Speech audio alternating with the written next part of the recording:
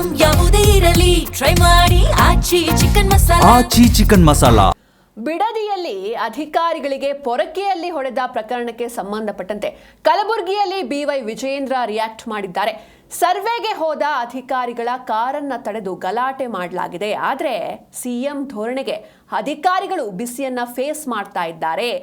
CM DK Shivakumar ಅವರಿಗೆ ರೈತರ ಹಿತಾಸಕ್ತಿ ಬೇಕಿಲ್ಲ, ಸಿಎಂ ಅವರಿಗೆ ಕೇವಲ ರಿಯಲ್ ಎಸ್ಟೇಟ್ ಬೇಕಾಗಿದೆ ಅಂತ ಕಲಬುರಗಿಯಲ್ಲಿ ಬಿವೈ ವಿಜಯೇಂದ್ರ ಕೆಂಡ ಕಾರಿದ್ದಾರೆ. ಬಿಡದಿನಲ್ಲಿ ಸರ್ವೆಗೆ ಹೋದಂಥ ಅಧಿಕಾರಿಗಳ ಕಾರನ್ನ ತಡೆದು ಪರ್ಕೆನಲ್ಲಿ ಹೊಡೆದಿರ್ತಕ್ಕಂಥ ಘಟನೆನ ತಾವು ಉಲ್ಲೇಖ ಮಾಡಿದ್ರಿ. ಇದು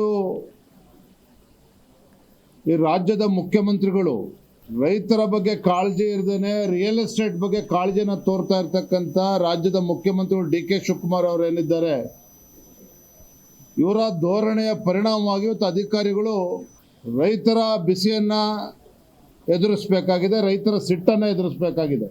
ರಾಜ್ಯದ ಮುಖ್ಯಮಂತ್ರಿಗಳಿಗೆ ರೈತರ ಹಿತಾಸಕ್ತಿಯನ್ನು ಕಾಪಾಡುವಂತಹ ಒಂದು ಮೊದಲ ಆದ್ಯತೆ ಅವ್ರದ್ದು ಆಗಬೇಕಾಗಿತ್ತು.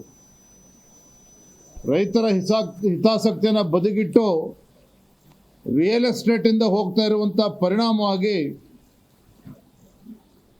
ಇವತ್ತು ರೈತರು ಬೀದಿಗಿಳಿದು ಹೋರಾಟ ಮಾಡುವಂಥ ಸನ್ನಿವೇಶ ಬಿಡದಿನಲ್ಲಿ ಇವತ್ತು ನಿರ್ಮಾಣ ಆಗಿದೆ.